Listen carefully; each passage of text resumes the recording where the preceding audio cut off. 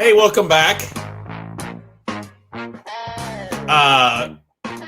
You're a little tan. I thought maybe you might be tanner from There was no tan. Palm Springs. No, we're not tan from Palm Springs. We actually had probably the worst weather. They had a 100-year blizzard down there. Oh, you're kidding. But we were at a beautiful resort, the Hyatt Resort and Spa, and it was just as nice inside as it was outside. We did get a couple pickleball games in, sponsored by Nettie. Megan Baxter's daughter, which is she's Cincinnati. That's fantastic. So Sober in the City event just finished up, and big hit. I did not attend this when I was at the Austin, Texas, but this was in Palm Springs. Yeah. And huge success, I take it. It was really big. We had Ann Delsett Johnson as a keynote speaker. As most people know, she was the author of Drink, and we had sound baths, sober sex talk. We had yoga, journaling, hiking. Did you have your Olivia Newton-John disco aerobic outfit that you had on back in Austin? Nope. I just had a regular outfit on. We had yoga. It was just amazing. And did you find a replacement for me to actually carry around your luggage and your no, that's why I'm so audio tired. Video recorder? That's why I'm so tired that I didn't have you there. I forget how I can't believe how much you helped in Sacramento and Austin, and not having you there was definitely felt. So. I know we have our guests, but I have to tell one quick story. Today, I was I pulled into McDonald's just for lunch, and I forgot. And they did it. I thought they discontinued it, and I wanted to I almost videotaped it. But back in my pre-3 year ago drinking days, they hold the machine out that hold the machine out, and you have to slide your credit card in. Right. Well, my hands shook so bad. I would see that thing coming. It was like, please just take my card for me and do it, because I was sitting there trying to, get this card into that slot. It literally, I probably lost some weight during that time because I stayed away from McDonald's. Same reason I didn't eat soup. I couldn't eat it with a spoon in those days. I ended up wearing it. So, it was so nice to be able to stick my credit card with the hands of a surgeon into that today. So that's awesome. Little reminders of why this journey's so well. So why don't you introduce our guests? Yeah, you gonna bring them in? I'll introduce them first. So. We have Suzanne Neeson, and she is one of my good friends, and her partner in crime, Amy Edwards. So just a little background. I met Suzanne through Jen Couch's Sober Sis program. We've kind of kept in touch, and she was just amazing. We've just stayed in touch the whole entire time, and I just kept touch with her, and we're finding out that she and her partner Amy are running their own coaching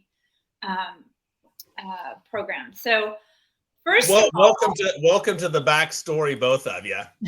This is big. This is huge. Yay. So this is how I'd like to start. I'm bragging. I know we don't need to talk about Sober in the City much longer, but Suzanne was there, and it was so nice to see her there. I would like to know how you and Amy met each other, and then maybe talk a little bit about your sobriety story, whatever you're comfortable with. Great. Yeah.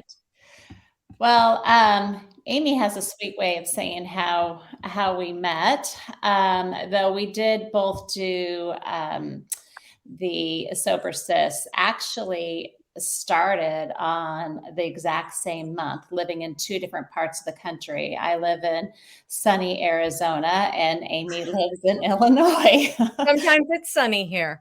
Every once in a while. Like Cincinnati. Yes. So we have developed this most amazing friendship and sisterhood. that went so far beyond just the program that we were able to share together. And we really didn't meet through Sober Sis. We met in the coaches training through This Naked Mind. And though our stories are different in many ways, as we all know, this path leads us to a very similar story, right? Through our alcohol-free journey. So for me, I grew up in a Christian home, and alcohol was there, but I had definitely a mixed relationship. Today is not the day to talk about adverse childhood experiences or a child sexual abuse that happened within the church and outside of the church.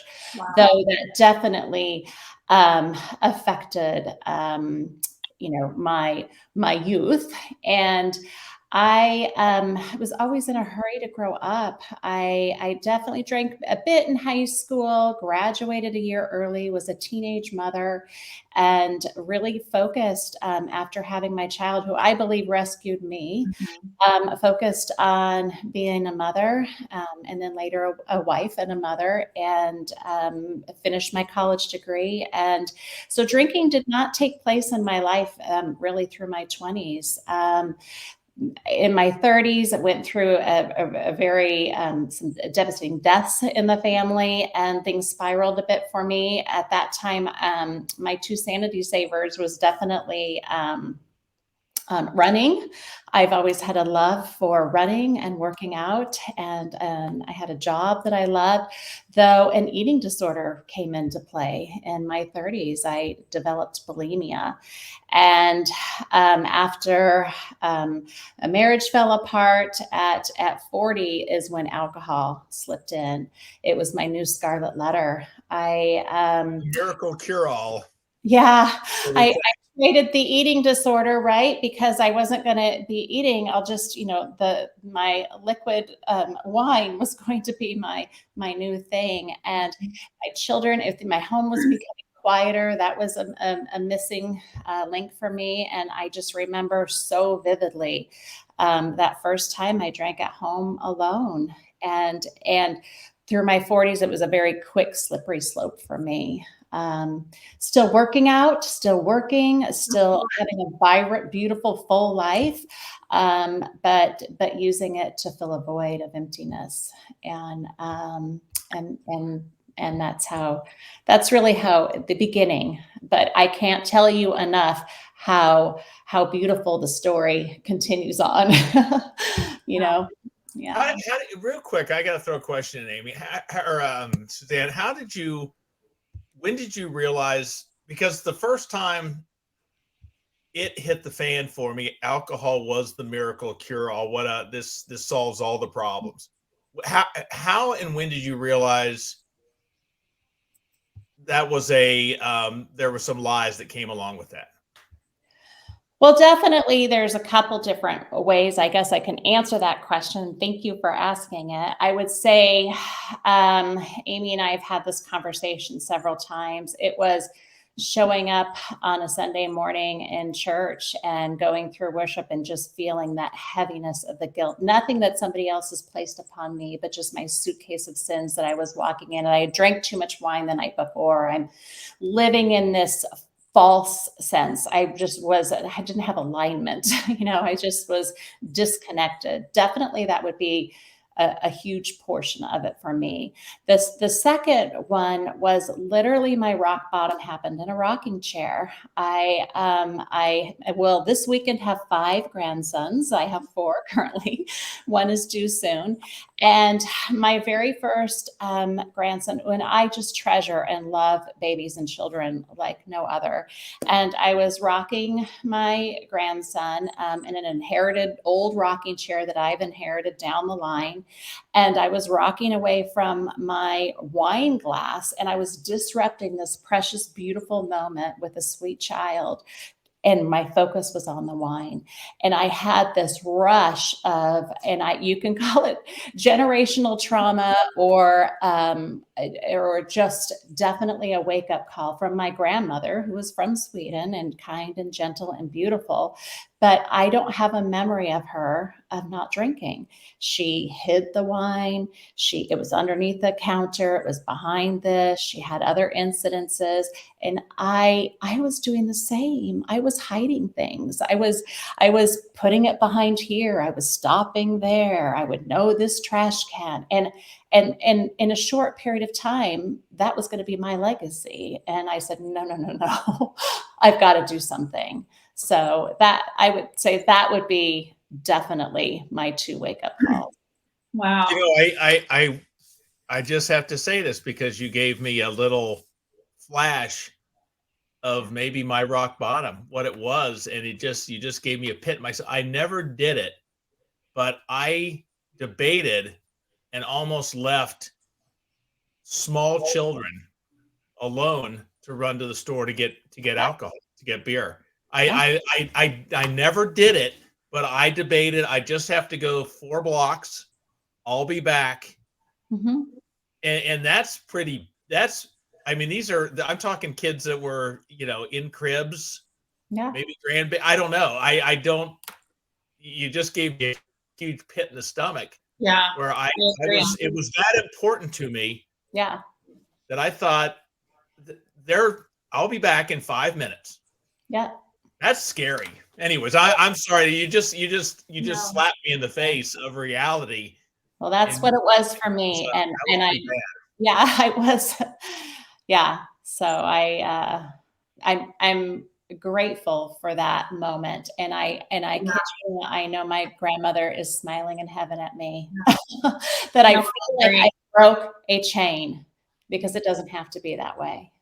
That's such a beautiful and vulnerable story. And I know that, sexual abuse is such a part of so many women's stories, over and over and over again. And people haven't talked about that here. So maybe that's something we can talk about, when you come back sometime, because it is so important to our healing and long-term sobriety. Thanks. Amy, I'd love to hear about you. Well, my story, as Suzanne and I have said, our stories are different. Mm-hmm. I had my first drink when I was 15, in the middle of the cornfields with a boyfriend, and it wasn't a problem. It was considered completely normal at that time. I mean, I think it still is. And had some issues in high school, had some blackouts, had some, definite problems. But of course, they're not problems when you're that age. That's just normal. Went to college, same thing, got great grades, was fine, worked jobs, did all of it, got married. And my first husband actually had a really bad drinking problem, and that broke up our marriage. And at that time, though, I wasn't like a daily drinker. It was like like on the weekends or something. My drinking definitely slowed down after college when we got married, but his really ramped up. Mm-hmm. And it was also, he had a lot of, again, childhood trauma, issues with his family. And, but I remember distinctly getting up to go work out at a gym and getting in his car because mine didn't have gas. And I got in there and I went to pull the seat up, and I could hear all the beer cans just crushing underneath the car, and under the seat. Mm-hmm. And I just remember going, I can't do this. So fast forward, we got divorced, and my now husband, we started dating, and I was introduced to sophisticated, normal drinking. Let's have wine. Let's go out. Let's go do all of these things. So it was completely normal. Again, I did not drink a lot. Had my son, had no issues with drinking, and unless we went out for the weekend. If we, have the kids go off to the grandparents. That's when I would let loose and would completely go crazy, blackout, be hungover for 2 days. And then there was a night with chocolate martinis that I was like, I can never do this again. I'm so sick. I have a 2-year-old who I don't get to see because I'm working. And so I really did at that time. I still did not think I had a drinking problem at all. So I went in my drinking career, I went to the other extent where I just was like, okay, you can never do that again. You're going to control this and you're only going to drink on certain nights. And this progressed. I had lots of rules. Even back then, I only drank either on Friday or Saturday. And as time and alcohol go together, it just starts to increase. And when my kids, very similar, I think, with Suzanne, when I got in my 40s and my kids got older and didn't need me, that's when my drinking really started to gear up. And I also work for my in-laws. And that was a really hard thing to do as well.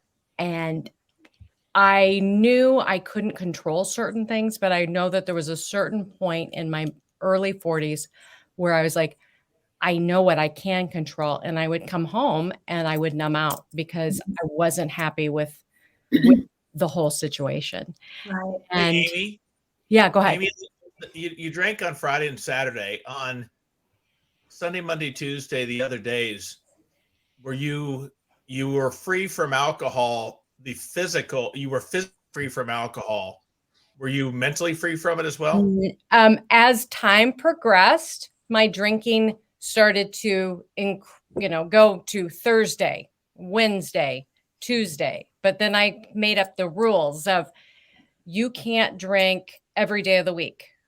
You can only drink certain days of the week. So I was completely fixated on when and how I would schedule out my drinking. On the days that you said you weren't going to drink, were you able to let it Oh, go completely?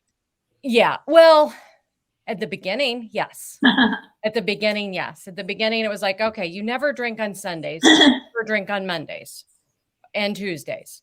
But then things would start to creep up. And then with like gray area drinking, then I could control it. Then I'd be like, all right, you got to get control. And as my husband, he did not make up this nickname, but I did. I had periods of my life where Fun Fat Amy would come in. And this is out of control with my drinking, out of control with my eating, no exercising. And I would go way up on my weight, but I was having a great time. And then all of a sudden it'd be like, oh, you got to get this under control. Sign up for Weight Watchers. You're only going to have your 2 drinks a week. I could control this. I could do it for 6-7 months. And then all of a sudden I would get to my ideal weight that I had in my mind. And then it would all start to creep back up. And as it would creep back up each time, it got worse. I think the nights that I didn't drink, which were very rare, I was probably thinking about alcohol more than the nights that I was actually drinking. Yeah. Yeah. And I want to say that at the end, before I quit, I would say that on Tuesdays when I was going to work, I was thinking about Fridays at 3 p.m. because I knew that's when we were going to that's when at 3 o'clock on Friday afternoon, we would go to the pub and I knew we were going to just have a great time. And then I would drive home. My husband we'd meet there. So we would both drive home. And I would have 2, but now when I really started to figure out the drinking with the amount of alcohol in the beer I was drinking, I was probably drinking 4.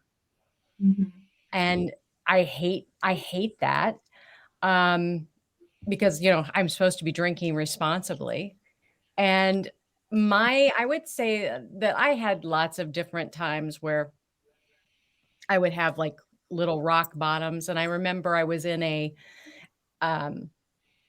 discipleship group, and we were going, it was a 12-week program where we were all as couples going through this together, different pillars of our faith. And we had a point where we were all going to talk about strongholds. And I'm in a room with women who are my friends, and it was, I knew I was going to say, okay, I'm having issues with drinking. And it came around to me, and of course I picked something else. And this was probably a good 2 years before I quit. And there had been different times that I was like, but I can remember being in, like Suzanne and I've talked, being in church and just feeling like, what is wrong with me? And I've equated it to, my husband and I had a Jimmy Buffett lifestyle.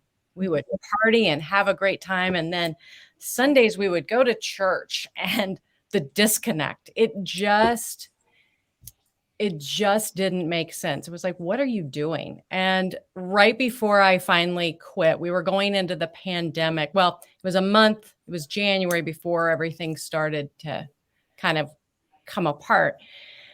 My son's in college. He's a freshman at the time. And I can remember we were watching a movie with him. And of course, here's mom just drinking wine. And I basically kind of had a brownout where I'm remembering parts of the evening and everything and crying. I don't even know. And I woke up in the middle of the night at 3:00 going, what are you doing? But still wasn't there yet. Still wasn't there. And then going into the pandemic, or the first lockdown, we had to go and get all of his stuff, bring him home. And we went to the liquor store and bought enough alcohol for 6 weeks. And the next Tuesday night, we were out with friends on our porch and having a social distancing party. I had probably no more than I usually drink, probably a couple glasses of wine, that I'd poured in, a tumbler. And I woke up in the middle of the night again, and I'm like, what is wrong with you? And as fate would have it, or I call it a God wink, I'm in the middle of the night on my phone, and here comes Sober Sis again. And I signed up right then. I'm like, you got to do this. You got to get this under control, because I had no intention of quitting. I was going to be the big, moderation. Great point. Yeah. And I'll tell you, it was, I felt so good after a few weeks, and I found This Naked Mind through Jen, and was just like, I don't want to go back. Yeah. Yeah. Did just very curious, is your husband still drink? He actually followed me 9 months later. He did a live alcohol experiment. Then that probably a few weeks after that, I signed up for coaches training. Right. And I met Suzanne, and part of our story is, as we're going through that coaches training, we ended up just getting into a group together, and I was struggling still with working for my in-laws, and I love them. Of course, love has nothing to do with it. Yeah, I love them to death, but I was just having so many struggles with that. And Suzanne just like reached out one morning, just called me, and just was like, I'm here for you. I'm praying for you. This is, you just reach out to me with that. And it was just this, I just felt this lift. I had this friend who I've never met before, like physically, and she's reaching out and providing love and support. And after that, we really just bonded, and That's a beautiful story. Yeah. Suzanne, tell me how My Clean Slate started, and please don't hold back on the part. But I think sometimes I know Jen Couch has been put in that position where sometimes she has to feel like kind of playing down the faith part of her program. And honestly, I agree with Amy. I was down on my knees when Franklin and Jen came across my Facebook page and signed up, and within an hour I did a Marco. So Right. I'd love to hear how your friendship, turned into a coaching, and also, feel free to talk about the fact that it does have a faith piece in it, and that's, people look for that as well. So love to hear your story about that. Absolutely. Well, as far as my clean slate, that is partially comes through, there's definitely a biblical reference to that, right? Just to kind of wash things clear, which so many of us need, right? That grace, that compassion to extend that it's okay. It's not a step backwards, it can be a sidestep. So that is definitely something that I think the world needs more of, grace and tenderness and to be cherished, right? I have found that through my brokenness, more light shines through me, and I can use that light to guide somebody else forward, right? That's how I see that. And clean slate is a saying that I would tell my patients for over 35 years in dentistry. They would come in with a similar, with shame and pain, uncomfortable. That's such a good analogy, because I know everybody likes to go to the dentist, and I would literally tell them, I'm going to wipe your slate clean. We're going to get off, literally remove the stain, right? And we can begin again. And this is something that we're going to be doing together. So that's why that correlation is with that. When it comes to Amy and I, we, our program, because she's Joy on the other side, and I'm my clean slate. So we came together, and it's called, ours is alcohol-free spirit. And we don't like it too big. We take a small group of women, you would say like 12 or so, right, Amy? Yeah. We don't want to have any more than 15. Really. Yeah. It's nice because people are more often to be able to share their heart and feel comfortable in a smaller group setting. That's just the way it is. So we take a small group of women, and we definitely, something that is so grounding for both of us is the daily devotionals. We have a Monday Faith Talk. They can ask questions. We do the research. We are not theologians and biblical scholars. No. So we have a heart and compassion, and we know that was something that was misaligned for both of us. And when we really brought that in, it made all the difference in the world for us. So, and Amy can, share more about that as well. Yeah, we do a faith talk, and then we also have a group coaching call as well.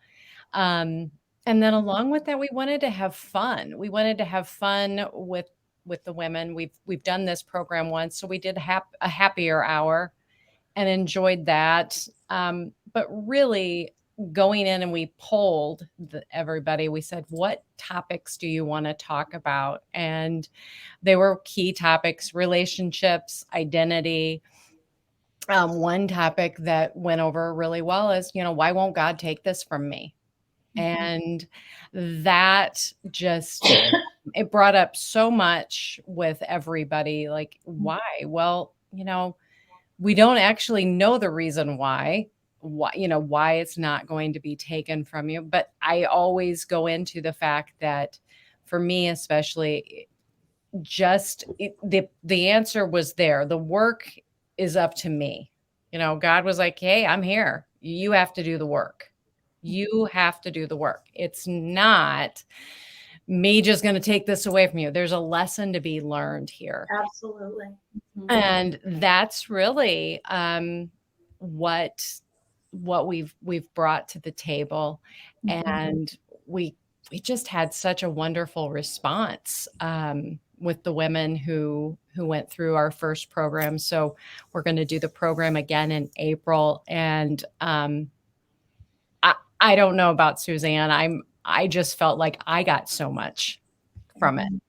Also, I I learned so much from it, and just being able to, again, pour into people, and their willingness as well to be vulnerable and to bring things to us. I love that. We have to get uncomfortable to grow. And we can't grow if we have a divided mind. That's something that's really stuck with me since Sober Sis program, is that the divided mind is exactly what we've been talking about. Is it's Tuesday and I'm thinking about Friday and thinking about how to do that, and not giving yourself grace to be present. I mean, I think being sober is one of the best things on the planet when it comes to the fact that I am present all of the time. Yeah. Right? When my kid has a problem, should he file married or single? Because that's a big issue for him. He got married in November.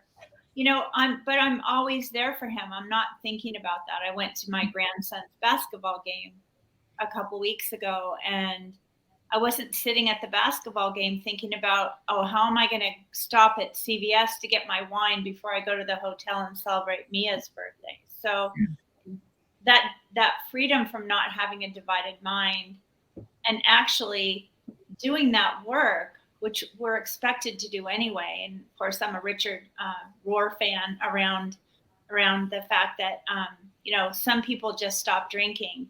We actually, going through these programs, do transformation. Yeah. Yes. And that's what we have found, because so often in many programs, and there's so many paths and journeys, right? Absolutely.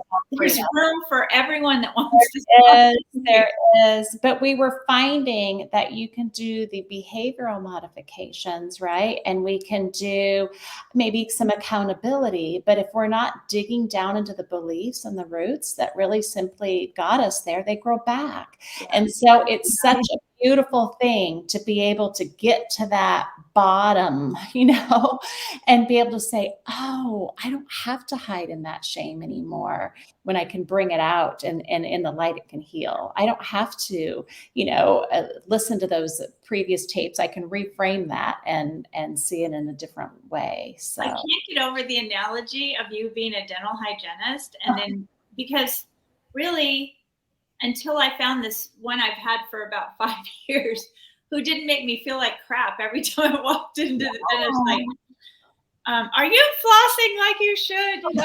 And having somebody like you that just says, in 45 minutes you're going to feel so good, right? Yeah. And what a difference that makes. Even even the uncomfortableness or whatever. But it's such a perfect analogy for sobriety. Let me ask you this: what's something? Let's start with Amy, since Jeff just switched the pictures. I wanted to see your teeth. I wanted to do a close up and see what was done a week ago. Amy, what's something people would be surprised to know about you? Well, my identity. They're probably surprised when they find out I'm not drinking anymore. I mean, my identity was all about going to bars and pubs and having wine tastings, and it was so wrapped up. And if you would have ever told me that I was not going to be drinking, and people are like, "Oh, well, you don't drink now," and I'm like, "I know, it's great." I mean, I think that's the big shock, is that was who we were. I mean, and now, like, and one of the things that that my husband and I did start is we started our own podcast. It's called the Alcohol Free Marriage Podcast, and we do that together because we used to do podcasting back in the early 2000s. And we were like, okay, we both have done this, and now it's time to actually put this out there, that this is what we're doing, and that you can have a life, and you can be a couple, and you can enjoy life without alcohol, and you can have fun. And And we still, the thing that we've told people is we love the lifestyle. We loved that lifestyle, and not drinking, but we loved going to a pub. Yeah. We loved that whole thing. And so now it's become this quest that we're like, we want to know, do you have AF or zero proof cocktails? We want to be at the table too. And it's been great because we've made phone calls and said, hey, we want to come to your brewery, and it's a brewery restaurant. You don't have anything for us. Well, what would you like us to carry? Yeah. I mean, it's funny you say that, because our vision for sober in the city zero proof experiences is that we just drink differently, and we deserve a pretty glass and a place at the table. That's right. So absolutely. That's so cool. I'll have to talk to you later about maybe some stuff around that. Yeah. Well, I'm going to ask you one more question. I'm going to ask the same question to Suzanne. What is something surprising you've learned about yourself? Oh, you know what? There's been so much. Personal development has just the love for learning. I remember as a kid, I had this love for learning. I loved when I was a kid to write, and now all of those things, those hobbies, I had to search for them. I had to go way back, but I've found them again, and that has been just such a blessing that I can go out and I can share this now. I love it. So, But, Amy, I have to ask you a question, because I'll answer this after I ask you. But did you have fear of what sobriety was going to be like, or living alcohol free? Did you fear that you weren't going to be who you were with alcohol? Yes. That's what kept me stuck for probably close to a decade. The only reason I say that, and Suzanne, with both of you, and Peggy, let me know, I don't know either of these two, and I see nothing but confidence. I know. And people that are at the peak of their game, as far as, I just sit here, you were talking about going to a pub, a place that does, these would have a blast together. This would be great. And I don't look at you like I fear everyone's looking at me going, oh, well, but he's not drinking, so we'll be okay. That I see 100% when I look at both of them. It's kind of why we do this show, right, Jeff? Yeah. No, but because I sit here and say, well, these two are on top of their game. They don't have the insecurity, but maybe it's a self-imposed. Oh, it was there. It was there at the beginning. There was that fear, of like, what are people? But alcohol keeps you small. It keeps you small. Yeah. I mean, at first I knew I had a commitment. Then I stepped into the courage. I was afraid, but I still did it. Right? We all know that. Right. Just stepping out in courage. Then I was starting to become capable. I didn't know how to do this. I didn't know how to show up in the world alcohol free, but I learned to be more capable.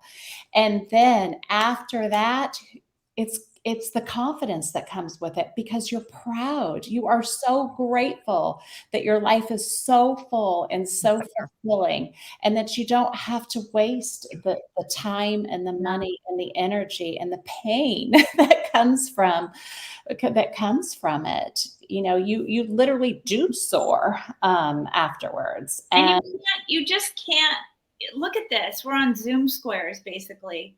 And look at the confidence and the beauty that's shining through a Zoom square. It's really incredible. What is something people would be surprised to know about you, Suzanne? Let's see. What would be surprising to know about me? That you floss only every other Sunday. I am. Those are complete dentures and whatever. Zip it, Sorry. No, I definitely have always been a disciplined person, and I wouldn't say that I had an outward perfection towards I expected others to be that I was very hard on myself. And I definitely had so much internal dialogue, though could present, wore the mask of perfection on the outside. But if you turned me inside out, you would see all of the scars and the wounding on the inside.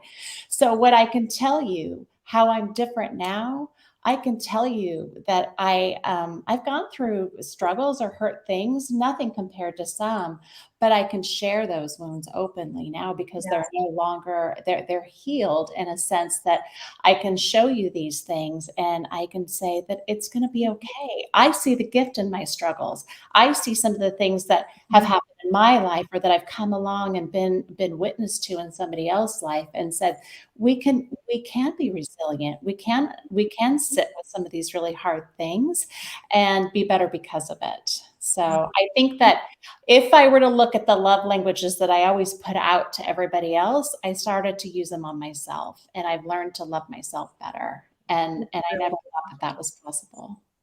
Yeah, I mean, I am 100% grateful for having an alcohol problem. Oh, absolutely. I mean, I feel bad for people that don't have one because they don't have to do the growth that the four of us have done. Oh, and it was, I had growing pains. I still do. I mean, it is, you put yourself out there and, sometimes people bite back but yet I know that when the tough times come, that my alcohol didn't play a part of it. And there's just something so unbelievable about that. Right. Last question, and then you can tell us how people can connect with you. What's something surprising that you learned about yourself, Suzanne? Surprise that I learned about myself. I've learned that I can actually be still and know thyself. I used probably alcohol partially as a jet fuel. I was like, I have a little bit of a Tasmanian devil in me when I'm cleaning or doing stuff and going around. You know what? I removed that and I will sit quietly. I will be still. I'm not having to go all the time. I can now unplug. Never had that skill before. Me neither. I am still surprised. This weekend we had sound. Oh, that sound yoga was amazing. It was 45 minutes where you had to lay down, and I'm like, I guess I'll do it. I guess I'll do that. It was so unbelievable. I felt like it went by in 5 minutes. It was so. I can't. I'm already looking up sound baths in my local area so I can go to one. I was blown out of the water. I am such a squirrel. I'm such a 7. I'm not a perfectionist. I was watching NASCAR. I was watching NASCAR while you were doing that. Oh my God. So we have to wrap it up. This went by in 5 minutes for me. So that was a lot about you. How do we get a hold of you? How can people contact you? For me, it's Suzanne Nissen at mycleanslatecoach.com. And then Amy, then you can go to Amy at joyontheotherside.com. We're cousins, huh? On this side of alcohol. Yeah. And our group coaching too. And you can find that on either one of our sites. Yeah, it's on the sites. So we make it easy for you. Yeah. When Jeff reposts this, he'll put that on there as well. So thank you so much. This is the quietest Jeff has ever been, so I'm going to revel in that. These are the moments that I want to remind that there is a men's group. Take it back that I have, but no, I got so much. I think I can't remember which one of you was saying it, but we talk about.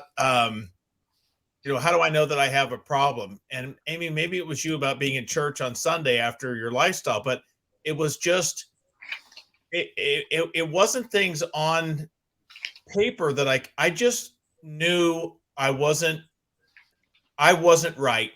Yep. Where I was, how I was living. There wasn't any, thank God, but there was no front page headlines. I hadn't wrapped my car around a tree yet or done that. But I just knew I just knew I'm not where I need to be. Yep. I'm not right. And I'm lying to you, and I'm lying to the guy in the mirror. Mhm. Yep. Yeah.